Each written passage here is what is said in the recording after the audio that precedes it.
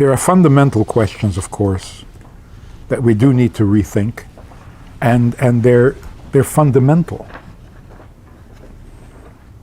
which means at least necessary. Fundamental.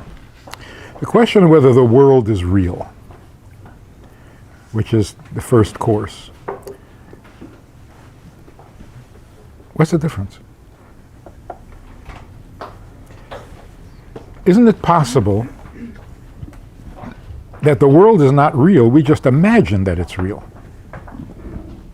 It's all an illusion. Yeah. And? If all there is this illusion, well, then that's all there is. So what do you want to do? So the question is like pointless. Yeah, it's all an illusion. You think you're upset, you think you're having fun. Yeah, okay, fine. So stop having fun? Like, why? But then again, it may be real. Okay, so it's real. You know, a lot of philosophical issues and discussions are like that. Like, so there was a famous story about a scientific conference where these great scientists came and they all offered their theories, and one guy had a theory that at a certain moment in the middle of the night, the entire universe doubles in size. And everybody got excited about the theory, and they were debating it and arguing it and so on and so forth. And then at the end of this heavy debate, the guy who started it got up and said, "Excuse me, this was just a little joke. Because if the entire universe doubles, what's the difference? If it's all still proportional, okay, so this is twice the size it was yesterday. So is the table, so what? It's an exercise in futility. It's like nonsense. But what if it does double? Yeah, what if it does? So what if this whole thing is an illusion? Well, then that's what life is. It's an illusion. You don't like? Don't want? Where are you going to go? No, it just makes it more insignificant. If it's all there is, Yeah. that's pretty significant. Like, what choice do you have? Yeah, well, I quit. Oh yeah, where are you going? This is all there is. Anyway, it turns out that the question of whether the universe is real or imaginary is a halachic Torah issue. And that's the only difference.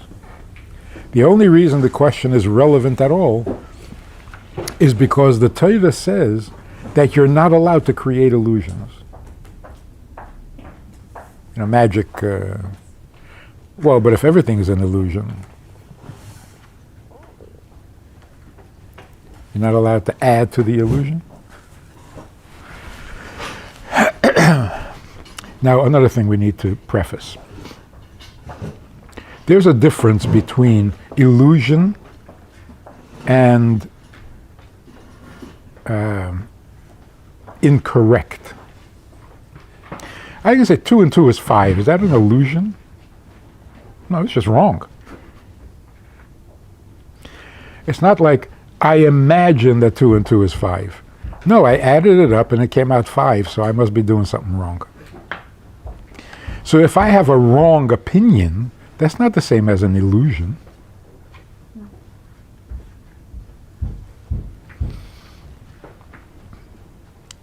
Then there's also the effect of the mind on your emotions, on your body, on your perception of the world. The role that the brain plays in our understanding of the world. That's also not an illusion in the strict sense of the word. So for example, I'm frightened because I think there's a boogeyman under the bed. So I break out in a sweat and I get very nervous and I'm trembling. That's an illusion? There's an illusion that there's a boogeyman under the bed. But the physical symptoms are not an illusion. The mind does that to the body. When the mind says there is something to be afraid of, the body reacts with terror, right?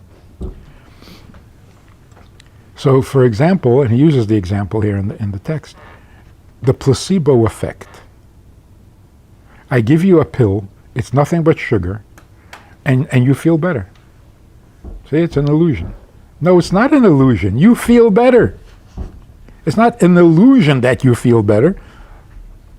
The illusion is that you think I gave you medicine. I didn't. I just gave you sugar, which is better than medicine. But so why do you feel better? Because your brain is saying, okay, now we're better. So the body calms down and feels better. But that's the psychosomatic effect. It's not an illusion.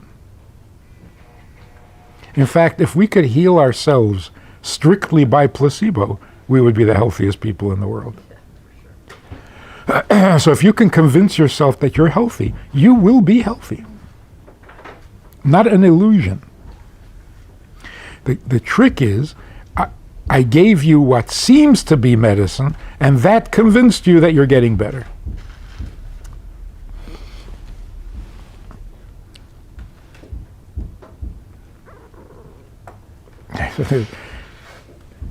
There's a story that's supposed to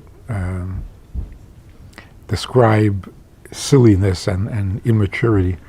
Some guy walks out of a shtetl and he's laughing hysterically, and they say, "What's so funny?" He says, "I had the whole town fooled. I fooled them all. I had them all." "Yeah, what did you do?" "I told them my name is Yankel." "It's not. It's not." He had them all fooled. So he created an illusion for all of them. It's not an illusion, it was just wrong information. So the word illusion needs to be understood more precisely. Okay, let's see.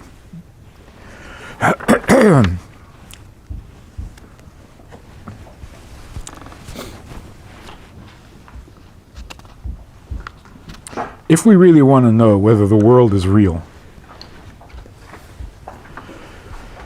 versus imaginary or illusionary, the place to look for an answer, of course, is Chassidus. There are answers in philosophy, in Jewish philosophy. But those answers are philosophical, which means it still leaves room for debate. Whereas when Chassidus gives an answer, it's an answer. It's conclusive. What do we know about the world? So the first thing we know about the world is Bereshis Bora Elikim. Here you have that text. I think you might know it by heart. Bereshis Bora Elikim es hashamayim ve'es ha'aretz.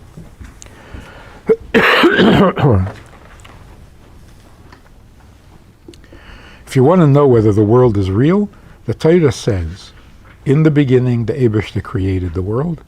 So if Torah says, then it's real. So the Torah is saying that the Eibishter created a world. So he created something.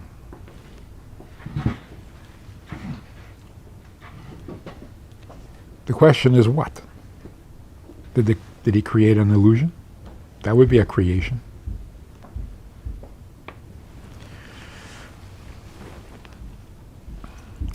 Who is having this illusion? Maybe the whole world is an illusion. What? Whose illusion? Yours? You are having an illusion? So, are you real? Or are you just an imaginary creature imagining that it's having an imagination? It's becoming ridiculous. So even if you perceive the world as an illusion, you are real. Because you're the perceiver, not the perception. And you are real but cannot see reality. This is so tortured thinking, you know. So when the Torah says Bereshis bara Elikim, it means that he created a heaven and an earth, not the illusion of a heaven and an earth.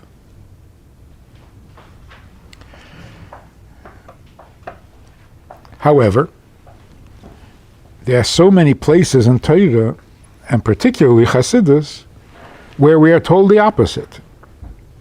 Ata harei saladas ki Hashem hu Elikim ein eid milvade. It is such an important concept in Torah, and particularly in Chassidus, that there is nothing besides Hashem. Meaning that the world is not real. So did Eibishter create a world, a real world, or is the world not real? This is where we have a significant discussion. It's not that the world is imaginary. It's that there is no world.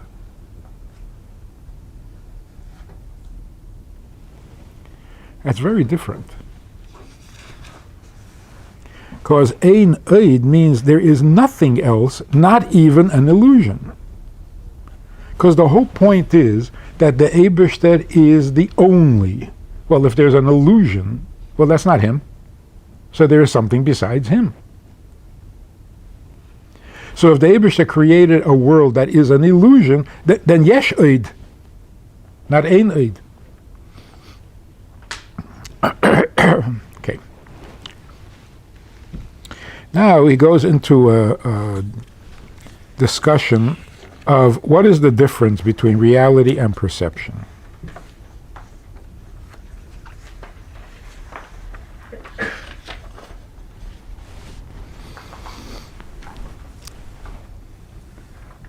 What would be a good example of an illusion versus reality? Fear of what would happen tomorrow. That is not an illusion. No. You never know what's going to happen tomorrow. Right. It's really scary. Why is it an illusion? It's You like don't know. it's like you live in California and you're terrified of earthquakes. Well, yeah. But you don't know what That's will not- happen tomorrow. No, okay. If you have the illusion that there's going to be an earthquake tomorrow, Yeah. that would be an illusion. Right. But if you're worried that there might be, Okay. you're right. Okay, fine. So the illusion that there will be one, and now I can't live today because I'm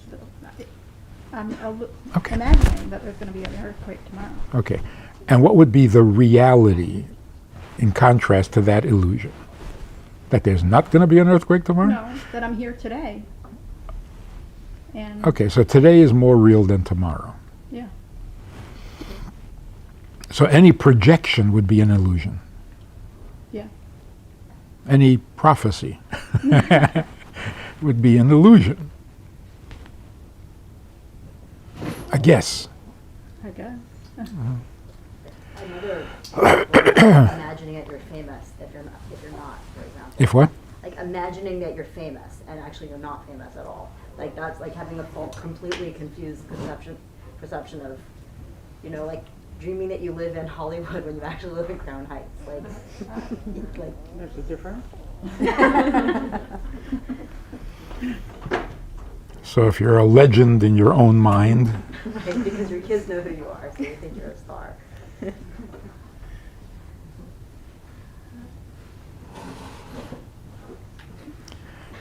Example of an illusion. I have an interesting question. Where does illusion come from? What creates illusion? Okay, there are, of course, illusions, even if the world is real. What is an illusion and where does it come from? And why do we do that? Why do we have illusions? Entertainment? Memories in our mind. Uh-huh. The memory in our mind. A bad memory Or a good memory. or a good memory? Wishful thinking. Wishful thinking, meaning we want to change what we perceive, so we create something that makes, if I can use the word sense to us, or helps us through the day, whatever that might be. It makes a lot of sense.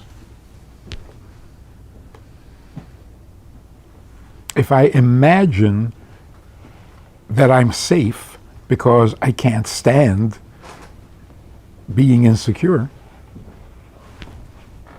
makes perfect sense. It's my survival instinct. But what about the opposite? Well, everything is secure, and you're in the under the illusion that everything is not secure, and you're cracking up about it. Why would you do that to yourself? If you do it to yourself. Well, then we can fix our world. If we were able to, if we can imagine, if we have this imagination that everything is going wrong, then now I have an All right. opportunity to fix it. Okay, so now Which we think that we can tell me, fix. what is the difference between imagination and illusion? Reality and non-reality. Meaning? Wait, imagination? and illusion. Same thing. Illusion has a feeling of falseness to it. And imagination? In imagination, it's accepted, like it's thought of in a positive way. An imagination, you have a good imagination. Yeah. But if you say you have a good illusion, You think you so, wouldn't so. say that. Then you can make the best movies. I think the difference might be, imagination means I know I'm imagining. Illusion means I don't know that I'm illuding. Was there such a word like that? I'm illusioning. In other words, in imagination, you know it's imagination. When you're under an illusion, you think it's real. Yeah. So there's this classical, which maybe will be relevant a little further on. There's a guy in Russia, in the bad days, he wanted to get out. He was desperate to get out of Russia. And there was no way. Until he hit on a plan. There's a train that goes from Moscow to Switzerland. And it has a refrigerated car, which once they close, they don't open until it arrives in Switzerland, because they don't want to warm up the car.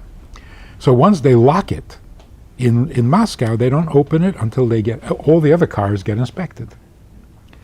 So he decided that he is going to smuggle himself into the refrigerated car, the freezer car, and get out of Russia. He was a scientist, so he calculated how long can a person survive in a sealed car, because there's no air. His calculations told him that he could just about make it. It'll be difficult, he might die, but then again, he might make it, and it's worth the risk. Anyway, he smuggled himself into the car, and when they arrived in Switzerland, they opened the car, he was dead. But they saw on the wall of the car where he kept a record of his condition, like short of breath, hard to breathe, can hardly breathe. By the hour, he checked it off. And then by the time they got there, he was dead. The really strange thing was that he went into the wrong car. It was not sealed. Was not what? The car was not sealed. He had air. There was air. There was air, but it wasn't enough. Nope. Oh, his mind. It was all in mind. All in his mind. How long was he in the car? 12 hours. I don't know. This isn't the true story. Yeah. Oh. So his brain killed him. Not an illusion. Right? Is that an illusion? It's reality. No, he had an Illusion illusion. caused his reality. Change his reality. He was also imagining. Changed by By an illusion. illusion, yeah. Right. I don't know if we could call it an illusion. It was a miscalculation. Given the assumption that the car is sealed, so it wasn't sealed. So it's simply a mistake, not an illusion. So if somebody, oh, I thought I locked the door. I didn't? Oh, I'm sorry. Oh, you had an illusion that you locked the door? No, you thought you did and you didn't. So illusion has to have some element of fantasy or disconnected from reality. But a mistake in reality is not an illusion, is it? You're imagining things? No, you miscalculated. But then he starts to imagine, based on his miscalculation, No, based on his illusion that the right. door is Based sealed. on his calculation, he followed the logic and died, because he logically should die. So again, it's a psychosomatic effect. But the brain is not imaginary. The brain is real. And it has a real effect on your body. That's why misinformation is more dangerous than illusion. Can be more dangerous. So not knowing the reality is more dangerous than having a good imagination. Because, like you said, why do we have illusions? To protect ourselves from the harshness or the difficulties of life. But if you have misinformation, you're not protected. You're not protecting. You're just in trouble because somebody gave you bad information. So it's interesting. What does the Torah say about illusion? You're not allowed to mislead a person, right?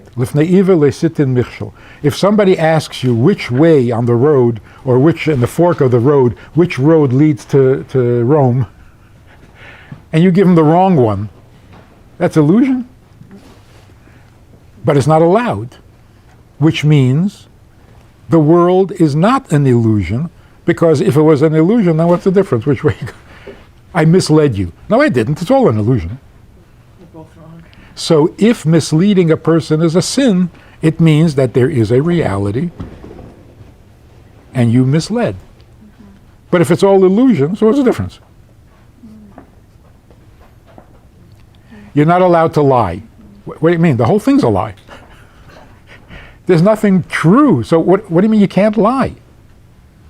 Our whole existence is a lie, so it's another lie. Okay, so Could you repeat that one more time? That, what you just said? about misleading, Yeah. if it's a sin, lifnei iver lesitin michshel, or gnevas das, when you give wrong information, it's gnevas das, and it's a sin. But why would it be a sin if everything is an illusion anyway?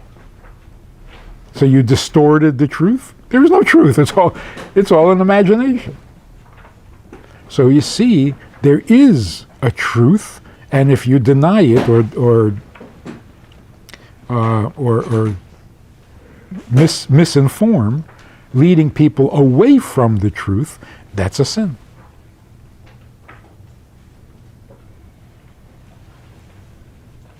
Intentionally, but what if you Yeah. yourself tell somebody something and Right. believing that it's right, but it's not? So what if in your illusion you give the wrong information? What makes it wrong?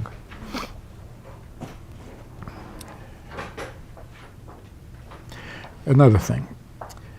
If the world is an illusion, then our morality is also an illusion. Right and wrong? How could you do that? Do what? It's all an illusion. So if the world was an illusion, we wouldn't have the right to be morally upset or moral indignation. What happened? You had the wrong illusion. You're supposed to have that illusion. You're supposed to have this illusion. There would be no morality, right? or we wouldn't be able to take it seriously. So we would have an illusion of morality. That's getting crazy. Nonsense. All right, so what is our definition of reality? One second. Did you explain what it means, Eino Milvade? Did you explain that? Because I missed it. It Ein- doesn't mean that there is nothing but Hashem. So what does it mean? Huh? What does it mean when it says Eino? There's nothing. That the world does not really exist. Did you go on to explain that? I didn't yet. But it's a good idea to explain it. Hasidus explains that, what does it mean created? God created the world. What does create mean? We can do this with every word in the dictionary.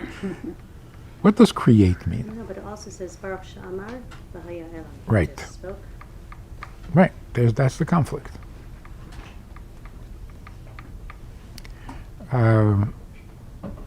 Create means cause to exist. An artist creates a work of art. That's not bara. In fact, there's a text for it. Let's take a look. We skipped a little puzzle there with the shadows.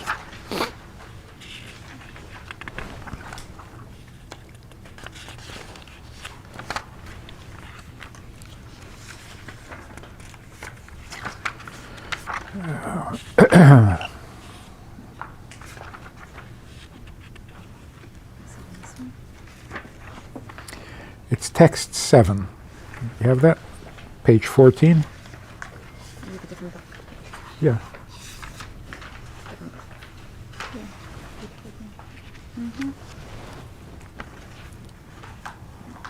Yeah, text 7. He's quoting from the Ramban. HaKadosh Baruch Hu bara kol hanevroim me'afisa muchletes. The Eibishter created the world from absolute nothingness. Ve'ein etzleinu b'loshon hakodesh b'heitzoas hayesh me'ayin elo loshon bara. We have no other way to describe creation than to say bara, which means something from nothing. So when you say Bereshis bara, God created, you have to add, as if it's a commentary, created something from nothing.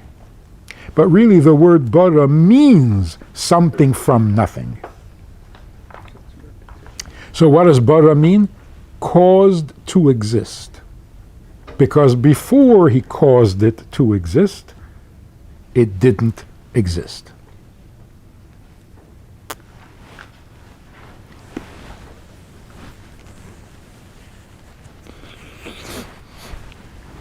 It's almost like, what did God create?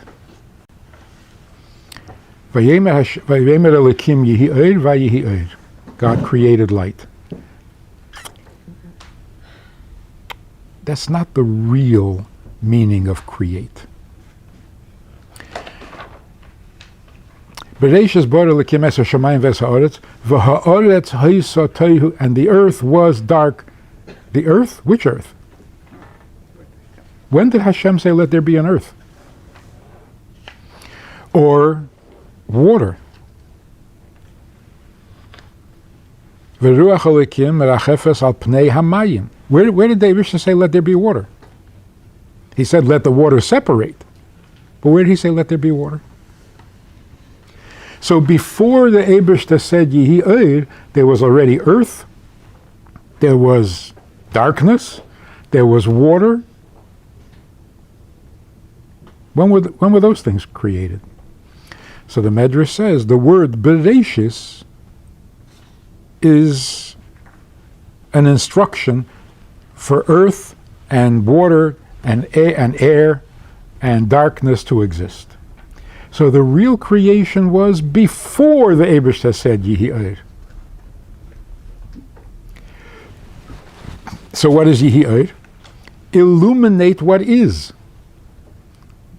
So you're already dealing with what is. So what's illuminate? Turn on the light. You have a room, it's dark, you turn on the light. It's not coming out of nowhere. Let the earth give forth vegetation. Let the water separate. You see, you're already dealing with what is. The real Boja is Shamayim va'aretz, not the details. The first day after creation, the Eibusha said, let there be light. The second day after creation, maybe that's why it says Bereshis. In the beginning, not the beginning. The beginning was Shamayim va'aretz. And that came out of nowhere. At least in the beginning it was earth, water, darkness. That was the very beginning. And heaven. So, And that's what Bereshis Baruch Es HaShamayim ve'es ha'aretz. That's it. The world is now created. Now, on the first day after that, the Eibusha said, Yehi. And on the second day, he separated the waters. And on the third day, he made things grow. so when was the Ruach Elokim Ruach Efes? When was that? On day one? Before day one. All because the Medrash says, huh? The Medrash says. Now, let's understand another thing. What? What does it mean? He says here, Afisa muchletes. Absolute nothingness. If I say nothing, do I have to add absolute? Is nothing not nothing? What part of nothing don't you understand? There was nothing. I mean, nothing. Okay, I got it. Nothing. No? So when the Torah puts an emphasis on something, it's not just to be dramatic. There was like absolutely no. Torah doesn't do that. There was nothing. That's true enough, and you don't have to embellish. So when it says absolute nothing, it's telling you something in addition, right? So there is, for example, a chicken has never laid an egg. Never. There are no eggs. No egg exists. Yeah, but there's a chicken. What is a chicken? A chicken is a bird that lays eggs. There is no egg. But if there's a chicken, then in a sense there is an egg. Just like if there's an egg, you know there's a chicken. If there's a chicken, you know there's an egg. He hasn't laid the egg yet. But the egg already exists in potential. It just hasn't happened in the physical. So you can't say, there's no such thing as eggs, there's only a chicken. If there's a chicken, there's an egg. In the same way, you can't say there is no world. Nothing was created. There is a creator, right? You say, Ein oid milvade, there's only him. And him is a creator. If there's a creator, then there's a creation. It hasn't happened yet? Okay, so it hasn't happened yet, but there is a creation. But the creation has not yet presented itself. So it exists in potential. So it's not nothing. Potential is a serious issue. So if something exists only in potential, it's real, it exists. But there is no world yet. And even if no world will ever be, if there is a creator, there's a creation in him. It's like, people say about writers. The writer says, I have a book in me, I just haven't written it yet. And it's true, right? A composer, he's got a song in him, but otherwise he's not a composer. So if you say he's a composer, there's got to be a composition somewhere. If you're a writer, there's got to be a book there somewhere. That's why the secret is the Eibishter is not a creator. That is so important. When you say Ein Oid Milvadai, you're saying he is not a creator with a creation waiting to pop out. He's not a creator. He is the Eibishter. To create, it's beneath his dignity. He's not a carpenter. So you can't say the Eibishter is a creator who needs to get the creation out. Like he's carrying around an egg and it's got to be laid. No. There is no world in him waiting to come out.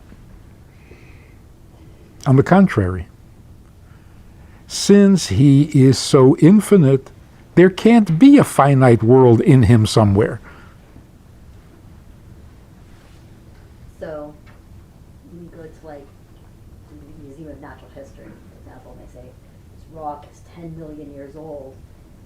So it's possible that maybe the world really is that old. If it was created even before, where you were saying it was already created. That wouldn't help much because they're saying they find bones that are that old. So I'm talking about the rocks. I mean, like, they can actually like count the layers of rocks and trees and that type Yep. of thing. I mean, they're saying that it's possible that really the world was already created that long ago. I mean, I'm not a scientist. I don't know how to Yeah. actually measure it, but. yeah, it's a little bit off the subject, but time was also created. So when did that happen? So yes, it could be that the rocks are billions of years old, but it only took a minute. They're aged. It could have been created already. Yeah. 10 million years old. Yeah. Billions of years is not its age, it's the state of its agedness. But that could happen in a minute. So, when we say Ein Oid Milvadai, and we say Bereshis Bara Elikim, it's really saying the same thing. Bara means out of nowhere. Out of nowhere means there was no potential world waiting to be created. Because if it did exist in potential, then it's not out of nowhere. It went from potential to actual. That's not out of nowhere. So when we say God created the world out of nothing, yesh me ayin, ayin means absolute nothing. It's not just that it hasn't happened yet. There's no reason for it to happen. It doesn't already exist in potential. There is nothing.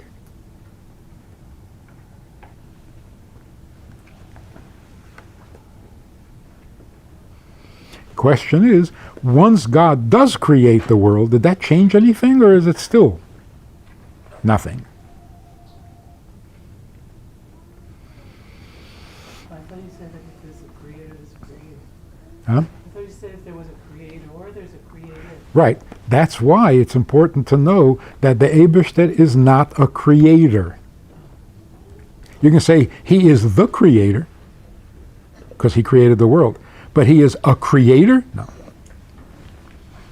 To create is uncharacteristic of him. So Hashem created the potential for the world to be created by us. Right. He created the world in stages. First he created the potential out of Nothing. right, and then from the potential he put it together. So it's better to say cause to exist than create. Exactly. Because create could mean forming, shaping, putting together that which already exists. Whereas when you say caused to exist means it did not exist. So let me give you the punchline before we go through the whole thing. God is not a creator, and the world did not exist in potential. But then he creates the world. Now you can look at that two ways. One is, there was no potential, the world had no reason to exist, it only exists because he decided to create it, and therefore it is nothing. It's a whim. on God's part. But to say that the world is real, of course not real. It's nothing. It started off nothing, it remains nothing. And you even have the explanation that if you cause something that doesn't exist to exist, can it now exist on its own? The answer is no, because what do you mean it? Yeah, but what if what if you create a child which came from nothing, then became a person, It came from something. and then they can exist on their own? No. Didn't come from nothing. Well, once it was never there, except in our Potential. illusion. Okay. No. It's not an illusion. It's for real. So if there's a mother, then there's a child. Potential, if it has Yeah. conceived you, But potential is real. but it might not ever happen. That's right. So it will remain in potential. So it will continue to exist as a potential. So what is the argument? If you create something from nothing, can it? What's it? There's no it. There's just the creator causing. But it is nothing. It was nothing. It remains nothing. So when you say God caused it to exist, it means it doesn't have an existence. Yeah, but maybe God gave it, and gave what? You see what I'm saying? Well, isn't it really more that God is causing himself to exist? In other words, there's nothing besides him. Right. So that's the argument that the world is not. Because if it wasn't to begin with, then there is no it. Say, but God gave it. God made it able. Made what able? If you take a stone and you chip at it until you make a form and you turn it into a little statue, okay, it is now a statue. So God has to be in the world in order for it to exist. Yeah. Point is?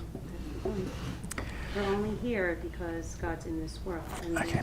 So on the one hand, when you say God created the world out of nothing, it means that the world will always be nothing.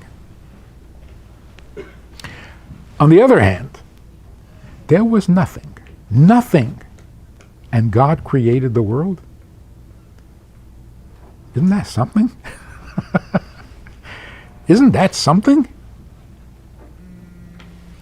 So, of course, the world is not of its own reality. But look how real it is if out of nothing God decides to create it. So what should we emphasize? How invested God is in the world, or how meaningless the world is? So again, the fact that God creates the world out of nothing means that the world is really something, or it's nothing. Both. Both. The world on its own is absolutely nothing. But when God creates it, it becomes absolutely something. It becomes God's ultimate purpose. You know what that means?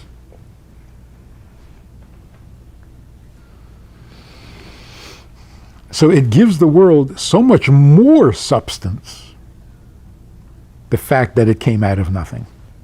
No? Well, I guess the biggest illusion that people think they have today is that God exists at all.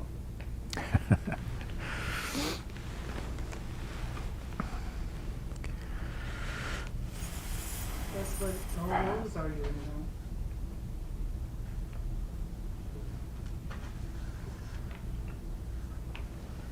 That's like philosophy 101. But that's, yeah, okay. And it's There's- not necessary to discuss, but that's, Yeah. the, So just that's very the illusion that everybody's okay, very briefly. has to face every day. There's a creation, so there's a creator. You can't get around that. If there's a creation, there's a creator. Your only option, your only choice is to describe what the creator might be like. But no creator is insane. It's just ignorant. So what does science say? There was this particle that contained everything within it. And it exploded, and all the potential from that particle came out and created a world. That's not a creator? That's your creator. And the entire scientific world is looking for that creator, and they can't find him. But they're looking for the creator. All we're saying is, we found him. We met him thousands of years ago. No, not that creator. All right, don't be so picky. So really, the question is not whether there's a creator. The question is whether the creator knows what he's doing, or the creator is just a thing that plots. But we're both talking about a creator. That's not even the issue.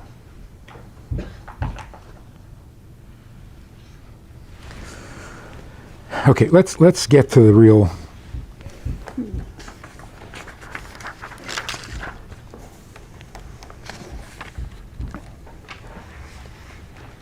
There's a little piece here from text 8 from Samson Raphael Hirsch. I'm not sure we need a quote for this.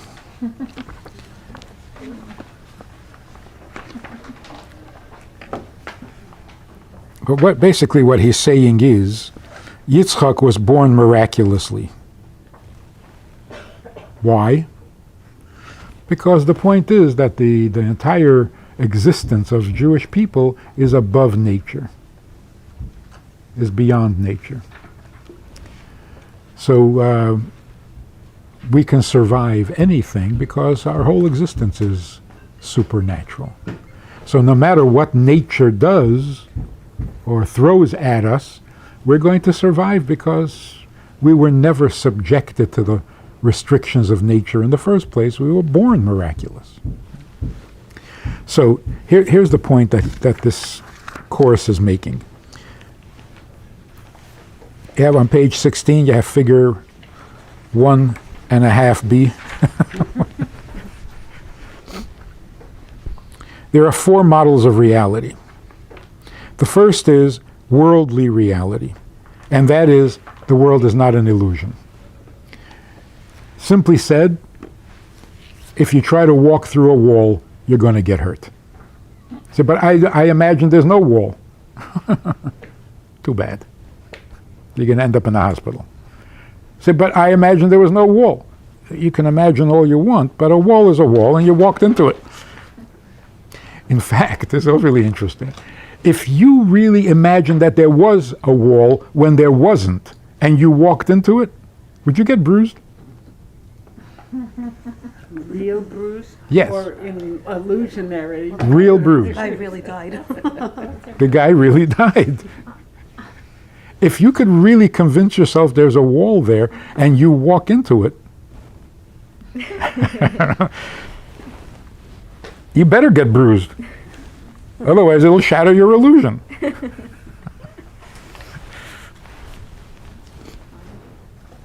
So the first model is there are laws of nature and you can't escape.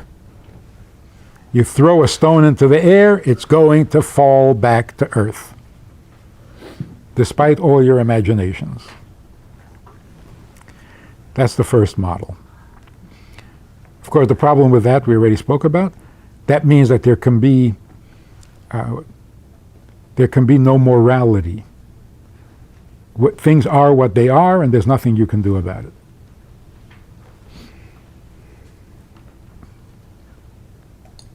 So that's not really acceptable. What's the second possibility? The second possibility is creation reality. the world is real because God created it. Bereshis bara Elikim. So religiously, or from a Torah perspective, the world is real because the Eibishter created it. He created it real. Then there's the third reality, and that is a godly reality. That if God created it,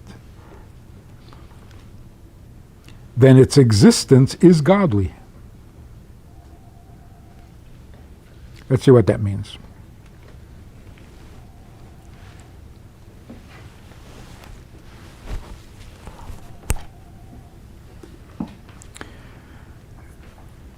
So we read the Bereshis Bara, that he created something from nothing. Why do we refer to the Eibishter as nothing? It's a little insulting, isn't it? Obviously, the meaning is the Eibishter created the world with nothing to work with. He had no raw materials. So he created the world from scratch. We're not referring to him as nothing. We're just saying he was working with nothing. But if you read the words literally, the world is not he created the world from nothing. The world is a something that came from nothing. But it came from him. Or in different words, it came from nothing but him. So why are you calling it nothing? So the answer, the conventional answer is, we're describing him as nothing, meaning nothing we can identify. He's not a thing. So he's a non-thing. Not that he's nothing. We're not dismissing him as non-existent. We're saying his existence is not like a thing. So it's something, the world is only a thing, but it comes from God who is not a thing. Like you can say, anything finite can be called something. Anything infinite can't be, if he's infinite, then what is he? Is he big or small? Infinite? He's not big, he's not small. So is he old or young? Infinite. So he's timeless, spaceless, and therefore not a thing.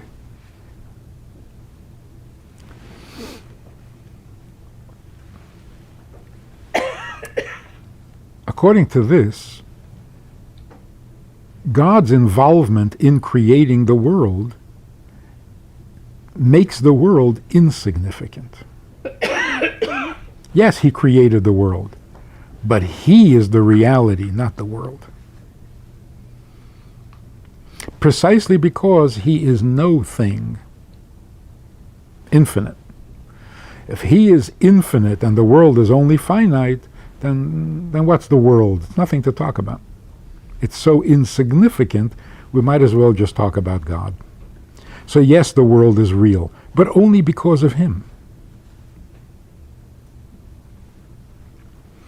And him is so overwhelming that the world disappears in his presence. So once we know that something about God, all of a sudden the world that he created becomes tiny and unimportant and insignificant. That's called a godly reality. So a good example would be the story in the Gemara where the girl lit Shabbos candles thinking that there was oil in the lamp, and it turned out that it was vinegar. So she was upset because vinegar doesn't burn. So her father said to her, Mi she'oma l'shemen v'yadlik, why do you think oil burns? Something about the oil. No. The Eibishter tells oil to burn. So today, the Eibishter will tell the vinegar to burn. And it did? And it did a whole Shabbos. Because, once you're doing miracles, it might as well last a whole day. Same with the icicles in Russia and The Baal Shem Tov. Break off an icicle and light it. Say, but that doesn't burn. What does burn? Whatever the Eibishter says to burn. So, in other words, the reality of the icicle is God. From that perspective, there's no such thing as a miracle. Because everything's a miracle. When you think oil burns, vinegar doesn't. A candle will burn, an icicle will not.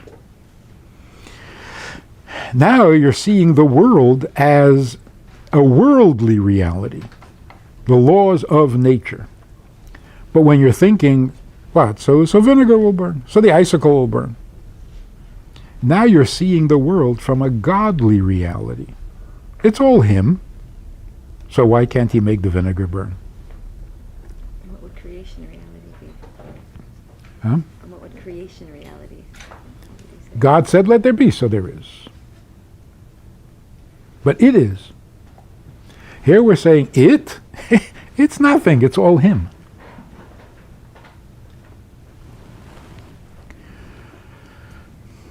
So let's follow the steps again. The first thing is the perception that there is a world and it's real. So real, you can't budge it.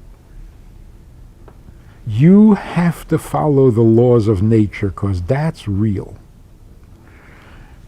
What it would mean in practical life? What do you mean keep Shabbos?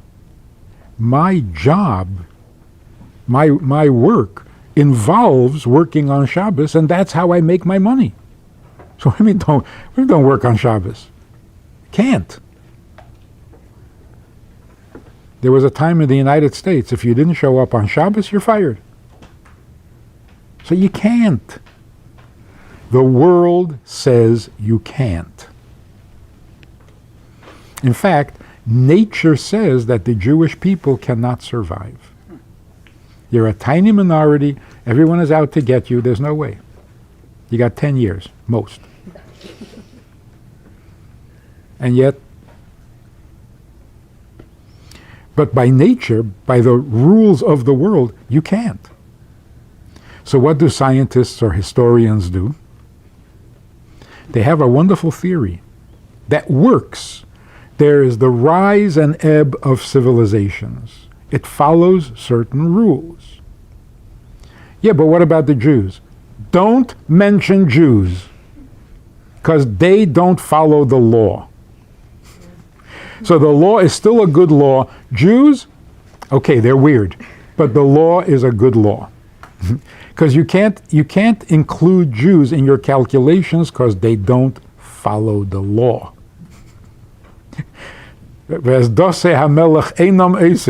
Haman complained, the Jews don't follow laws. He meant the laws of nature. But by the law of nature, we should not exist. You can't. By the law of nature, Hasidus can't survive under Stalin. Can't. That's true. But it did. So then there's a second reality. The second reality is God created the world. And if he says don't work on Shabbos, then that's the reality. No? It's his world. Like the first Rashi that says, we stole the land of Israel. God gives it to whoever he wants. He takes it away and gives it to somebody else. So is it our land? It's our land. God gave it to us. So the second reality is the world is real because God created it. So how can it contradict God? So if God says, I created the world in order for people to keep Shabbos, how can the world say, no, you can't keep Shabbos? Not possible. So yes, you can keep Shabbos. not miraculously, naturally. The third stage is the world is real as God. Not it's a real world created by God. The world is a godly world. So how real is it? It's as real as God.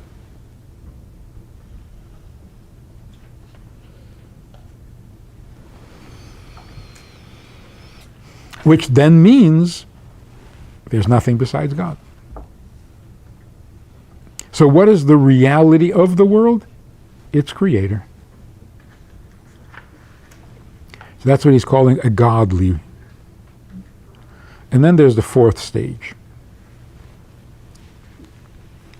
So let's go back to this Yesh Me'ayin. There are two perspectives according to Chassidus. Take a look at text 9. Now we're actually learning something. Here we go.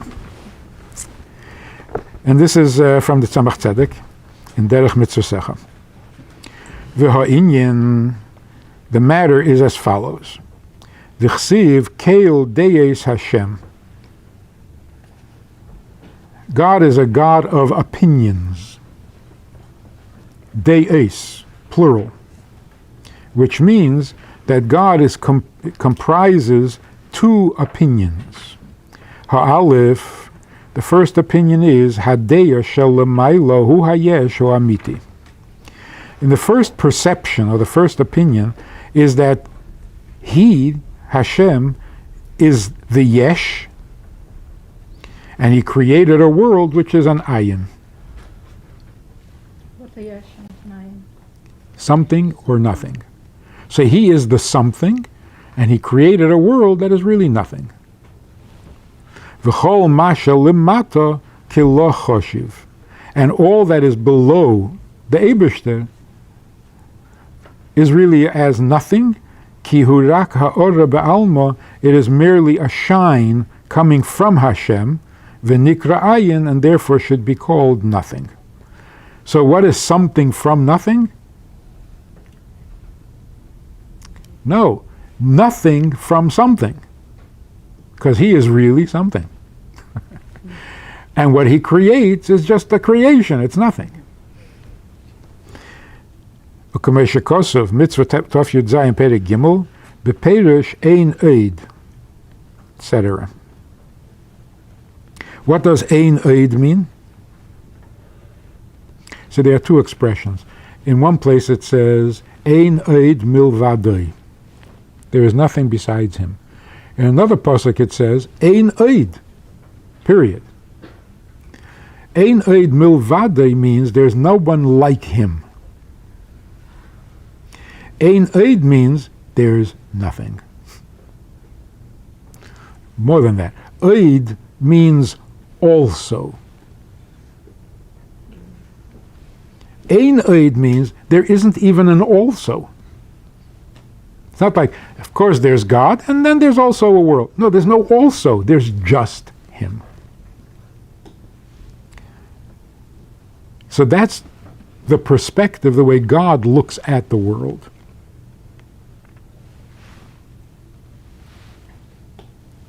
Habez, the other perspective is, what does the world look like to us? Because we are part of the world. So what does the world look like to itself? Shenidme lahem, it appears to us, sheheim bechinas yesh v'davar. The creation, the created beings, that's substantial, that's real. V'eimrim shahabriya yesh me'ayin. And then we say that we, who are yesh, me'ayin, came from nothing. V'reitza leimar, the meaning of it is, sheholakus hu bechinas ayin, that God is nothing, al shem she'enei musag. And we're calling Him nothing because we don't understand Him. V'hanivroyim hem bechinas yesh v'dava nira la'ayin. But the creation, that we know, we understand, and we can see. So that's real. But what we can't see is not real. Not that it doesn't exist. but it's ayin. It's something, but we don't know what. So there are two perspectives, right? You want to read the English here? The first mind is that God is the true reality, and all that is here below is regarded as nothing, as it is nothing but a reflection of God's reality. It is therefore called nothing, as was explained in an earlier discourse regarding the meaning of the verse, there is none. Shouldn't say else. This is God's mind. It is how it is from God's perspective.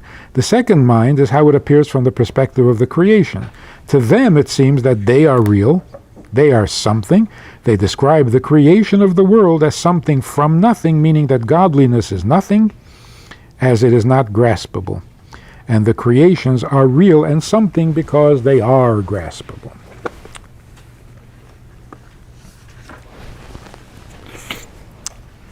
The summary is like this. From the perspective of the creation reality, we see the world as being created something from nothing. The world, which is definite and tangible, was brought into existence by an infinite and intangible God.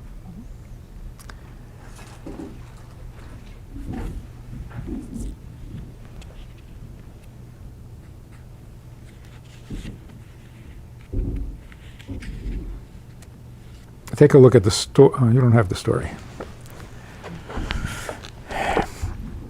A mystic and a philosopher. We're talking. The mystic says to the philosopher, do you know the difference between you and me? A mystic and a philosopher. Right? You know the difference between you and me? You're always thinking about God, and I'm constantly thinking about myself. Let's change that a little bit. A chassid and a misnagid. We're talking. And the chassid said to the misnagid, you know the difference between me and you? You're always thinking about God, I'm always thinking about myself.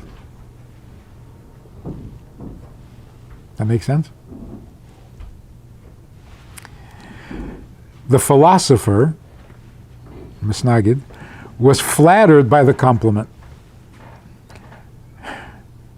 Then the mystic explained, the chassid explained, you are so certain about yourself, and you take yourself for granted. I am, I'm real, I'm here, I need, I want, I did. So you end up wondering about God. Does he really exist? Does he really did he really create? Is there really... So you're always thinking about God, wondering whether he's real. You don't have to think about yourself. You know you're real. As for me, the only real is God. So I walk around wondering about myself. Do I really exist? Am I necessary? What's the value of my existence here in the face of God's infinite perfection? Two perceptions, perspectives. What do you take for granted? And what is news to you? From a worldly perspective, we take ourselves for granted. Hey, I know I'm real. What do I think about God? You see, God is my opinion. I have to think about him and say, I think there's a God. I can't be 100% sure. I mean, God is not like me. I'm real. He's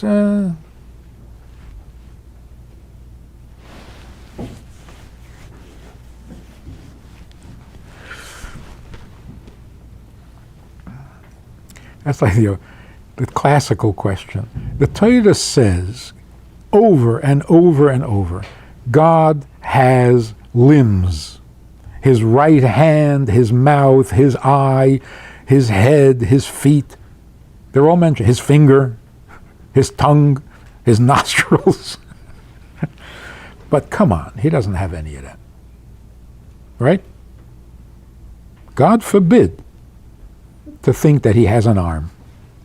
But the Torah says he has an arm. Don't take it literally. He has no arm.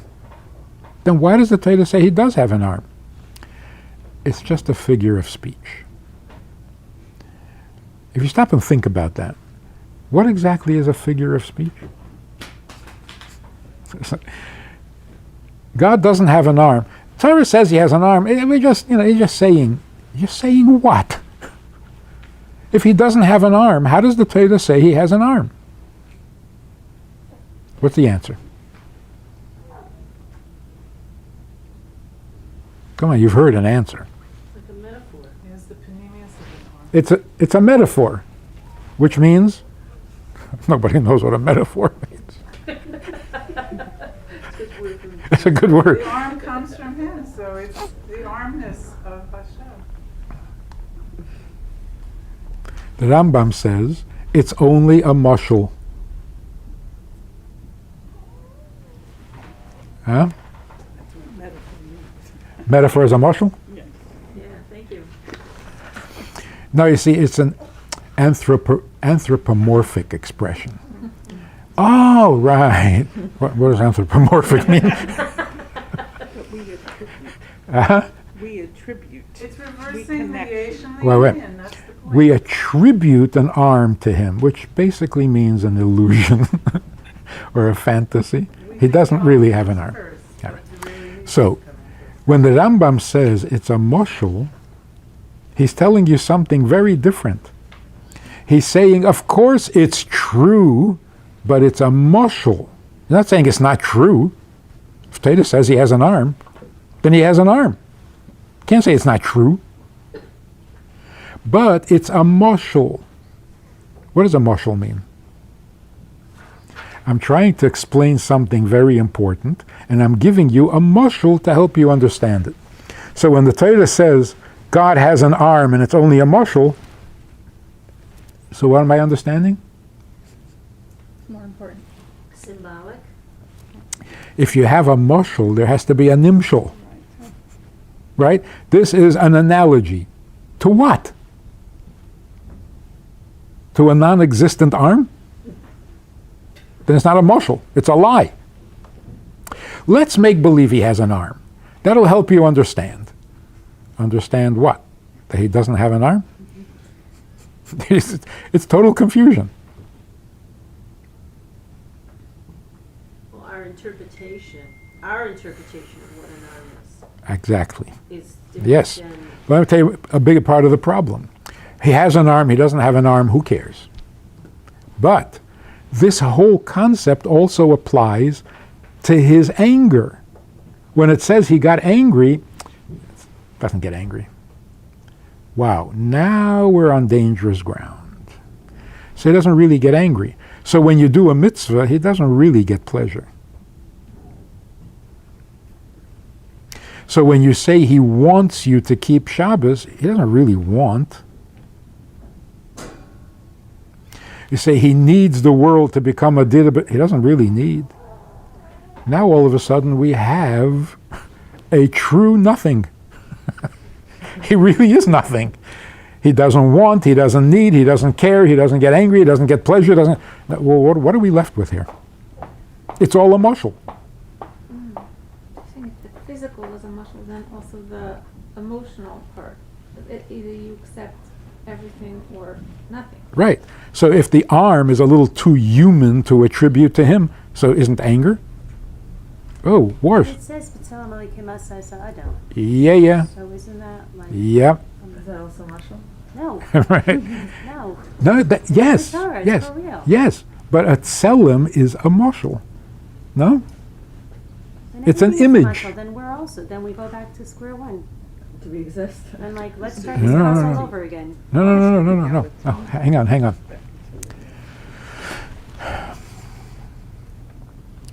If we can't attribute human features, he knows everything? He knows? Come on, that's human. God is smart? Yes, can't say he's smart, that's human. God is kind? No, kindness is a human trait. You can't say he's kind. So he's not kind, he's not smart, he doesn't care, he doesn't need, he doesn't want. What do we have? An Avodah Zarah? Like, they have eyes that don't see and ears that don't hear. Is that what we just did that to the Eibishter? What does it mean, a mushal? The question is, who is the mushal and who is the nimshal? So we work like that. I have an arm. You want to understand God? Imagine he has an arm. So he's the mushal. The truth is the opposite. God has an arm. You want to understand what his arm is? Look at a human being. 2 arms, one on the right side, one on the left side. You see? God has a right arm and a left arm. You're the mushal. He's the nimshal. We were created in his image. In other words, we're the poor copy of the real thing. So what does it mean it's a mushal? We are the mushal. So when you say arm or mouth concerning the Eibishter, you think of your mouth, but that's just a mushal. A real mouth is quite different than yours, but there is some similarity that gives you a little bit of an insight into what his mouth might possibly be like, but don't think it's like your mouth. Well, his mouth creates. Exactly. Our mouth also creates, we just don't see it. Like, I think yesterday's Hayom says we have to be careful what we say because it creates, we just don't see the creations. No? Not the literal meaning. You know, when the Chassid said, I'm going to kill you, and then Yeah. the Baal Shem Tov, so it happens, we just don't see how, Yeah. in which sphere. Yeah, which but world. it happens doesn't mean it was created, because created means out of nothing. Okay. Whereas this guy tearing the other guy apart, So like you said, we're like the very minuscule version. right. So Eibishter has a real arm, literal arm, actual arm. Really? A real arm? An actual arm? You mean like mine? No. Yours is not real. Don't forget who is the mushal and who is the nimshal. So when the Torah says arm, and you're told, don't take it literally. Oh, be careful. Don't take it physically. Don't think his arm is physical. Why not? So it's beginning and an end. Because a physical arm is not a real arm. Just like a doll's arm is not a real arm, your arm is not any more real. It's just a physical thing. The Eibishter's arm is a real arm. So why do we have a thing called an arm? Because we're created in his image, and he really has an arm. Oh, ran away. God is a parable maker. He's master of both infinity and finiteness. What is a parable? A mushal. Yep. When a teacher gives a mushal, what is the purpose? Why do you need a mushal? You have a concept that is very deep. The student is not going to understand it. Like, for example, if you take more than you can handle, you'll end up with nothing. Right? It's a profound concept. You think you're getting a lot, but if it's more than you can handle, not only you're going to end up with less, you'll end up with nothing. Let me give you a mushal. A fox broke into a vineyard because he was hungry. And he squeezed through the crack in the wall and got into the vineyard and ate and ate and ate until he wasn't hungry anymore. But then he couldn't fit through the crack to get out. So he had to sit and fast until he lost all that weight, and then he could get out through the crack. When he got out, he realized he had gained nothing because he ate too much. Now, the kids go home from class, and the mother says, "What did you learn in class today?"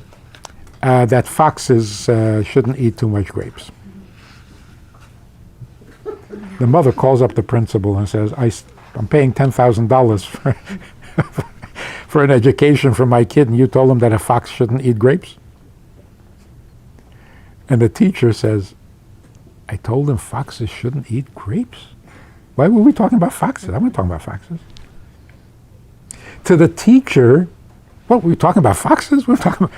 We were talking about taking more than you need. In other words, we were talking about a moral concept. Oh, you mean the marshal? Oh, to him, what fox? There's no fox.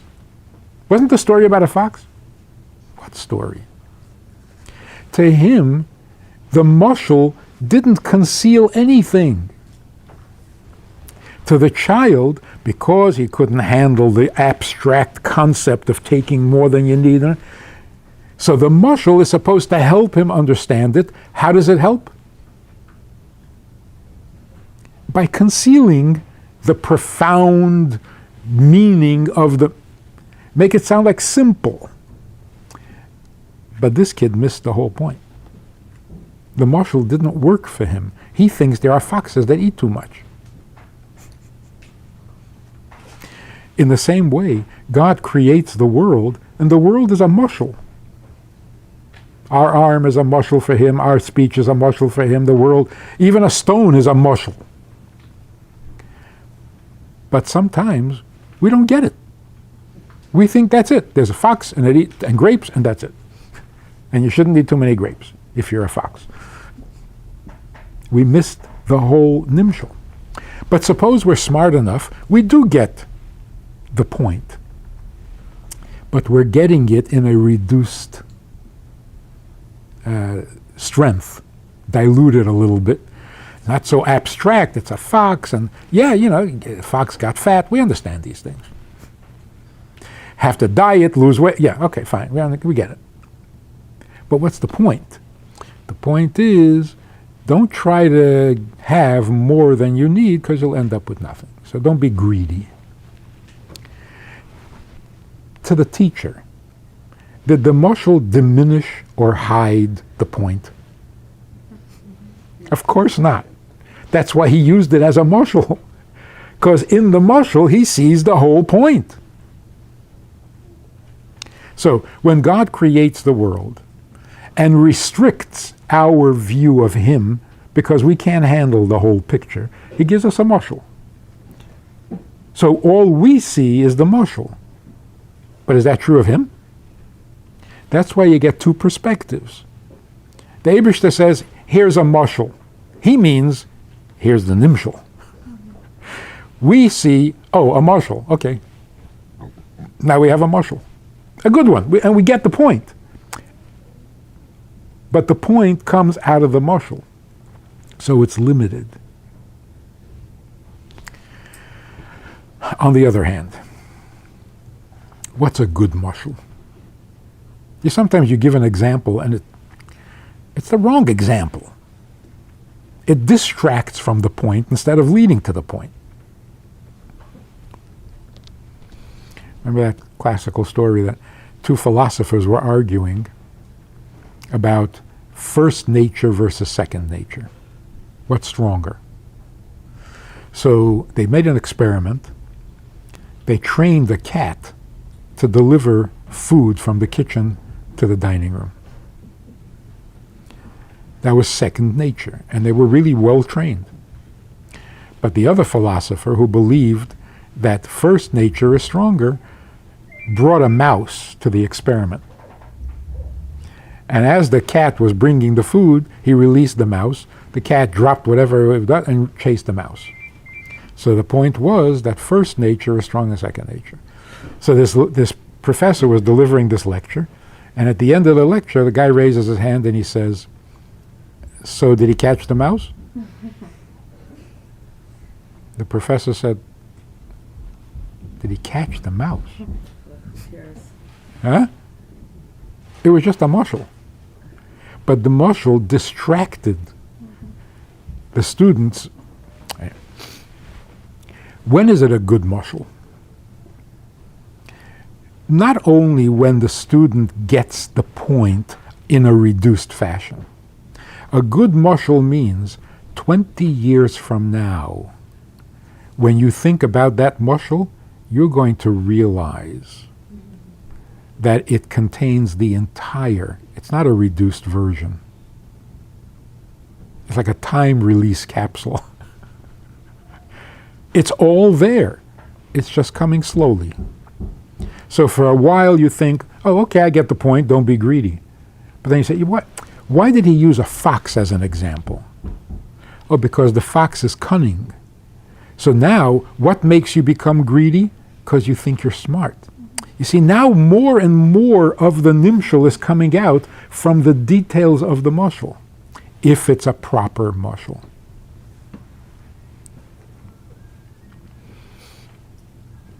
So there was a Maggid, famous Maggid, who had a mushal for everything.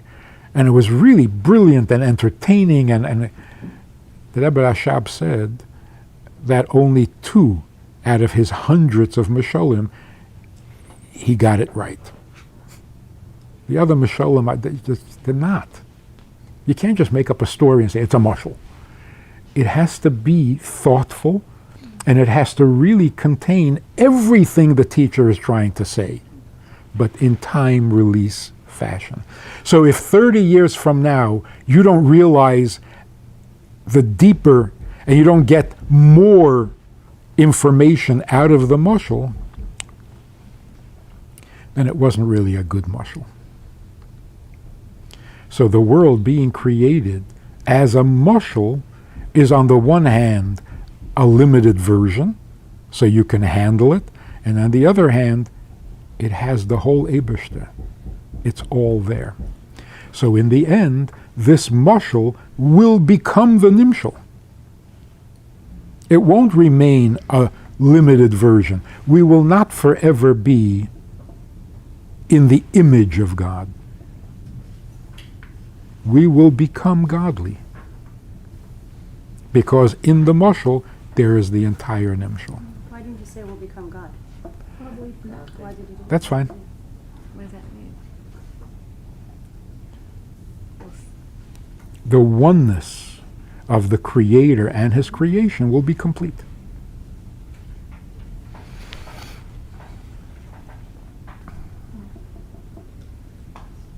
So the whole Torah is a mashal for Hashem. The whole Torah or the whole world? The whole world.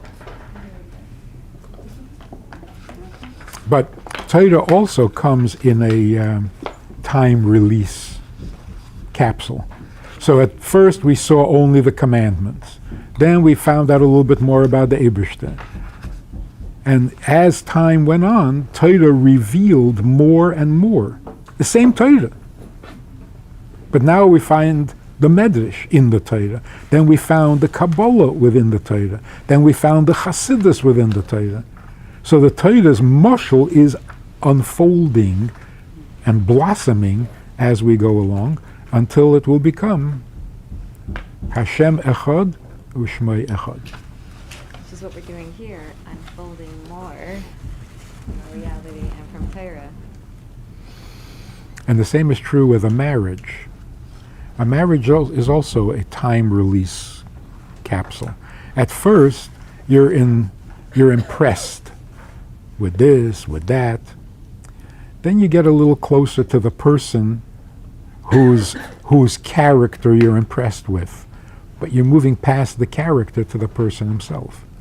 And eventually, you literally become one.